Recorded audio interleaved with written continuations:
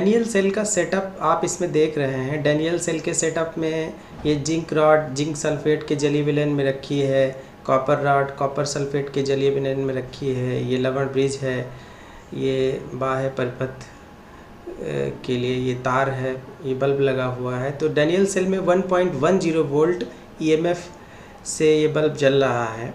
Daniel cell एक विद्युत रासायनिक सेल है जिसमें रासायनिक ऊर्जा विद्युत ऊर्जा में कन्वर्ट होती है। डैनियल सेल की अभिक्रिया लिखी हुई है यहाँ पर।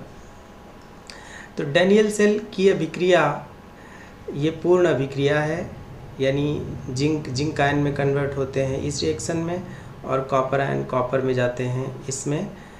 तो ये जो डैनियल सेल की अभिक्रिया है ये सेल के सेट करते ही, यानी जैसे उसमें ईएमएफ प्रोड्यूस होने लगता है, ये अभिक्रिया स्टार्ट हो जाती है और चलती रहती है। ये कब तक चलती रहती है, यानी बल्ब कब तक जलता रहता है?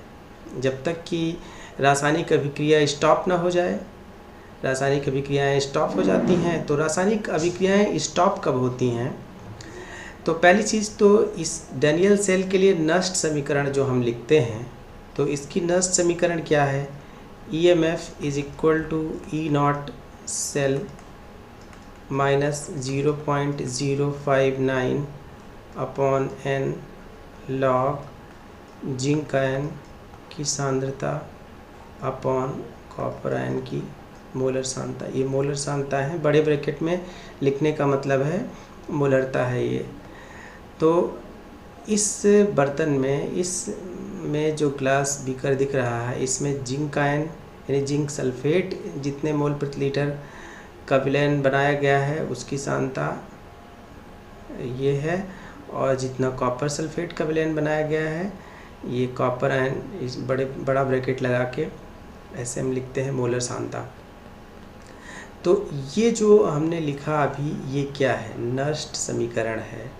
और नष्ट समीकरण की मदद से हम किसी भी विद्युत रासायनिक सेल का EMF यानी कितने वोल्ट वो सेल प्रोड्यूस कर सकता है ये ज्ञात कर सकते हैं, अगर हमें दोनों लवण विलयनों की सांद्रताएं पता हो, टेम्परेचर पता हो। जैसे ये जो नष्ट समीकरण लिखी गई है 25 डिग्री सेल्सियस के लिए लिखी गई है, क्योंकि यहाँ पर 0.059 प्रयोग किया गया है।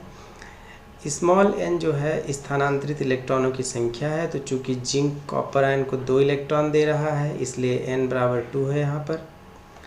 तो ये नष्ट समीकरण है, ये समीकरण मैं यहाँ लिख देता हूँ। ये नष्ट समीकरण है, नष्ट समीकरण डैनियल सेल के लिए।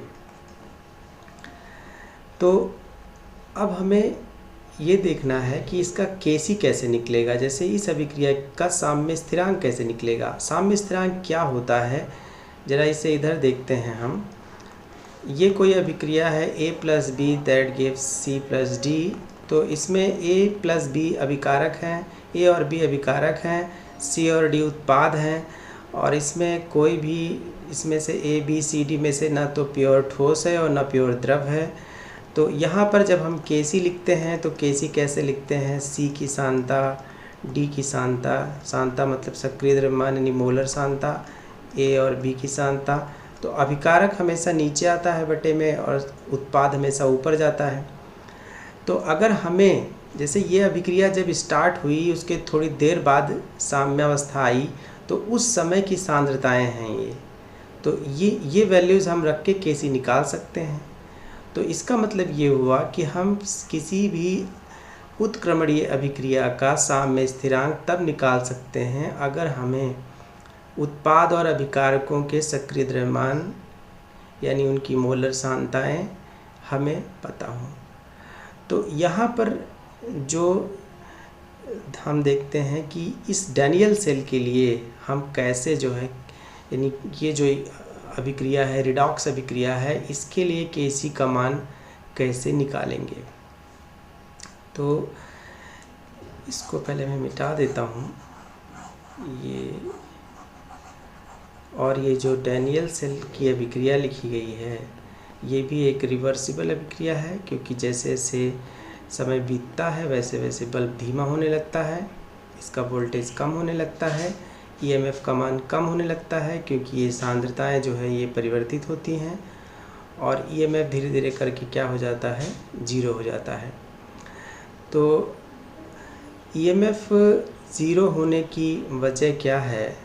ईएमएफ ज़ीरो होने की वजह है इसमें जो स्पॉन्टेनियस अभिक्रियाएं हो रही हैं ये स्वतः से नहीं होती हैं, वहाँ साम्यावस्था आ जाती है।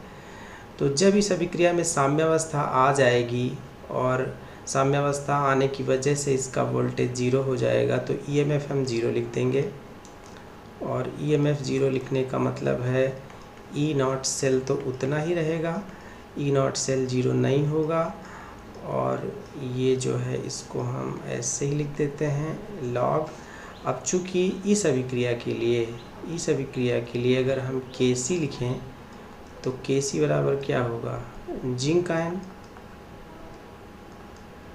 डिवाइडेड बाई, इसमें कॉपर को हम नहीं लिखेंगे क्योंकि ये सॉलिड है, और नीचे अभिकारक में कॉपर आयन है, यहाँ जिंक को छोड़ देंगे क्योंकि जिंक सॉलिड है। तो Kc यही है Kc। तो यहाँ पर हम अब Kc लिखेंगे। Kc इसलिए लिखेंगे क्योंकि यहाँ पर साम्यावस्था आ गई है। साम्यावस्था आने पर ईएमएफ ज़ीरो हो जाता है। उसके पहले हम Kc नहीं लिख सकते हैं, जब तक ईएमएफ ज़ीरो नहीं होगा तब तक यहाँ पर इसको हम Kc नहीं लिख सकते हैं। यानी यहाँ पर जो अनुपात होगा वो Kc नहीं होगा, कुछ और होगा। अनुपात तो कुछ ना कुछ होगा ही, सांद्रताएं कुछ ना कुछ होंगी, तो उसको हम QC कहें, K कहें, कुछ कहें, लेकिन वो साम्य स्थिरांक नहीं होगा।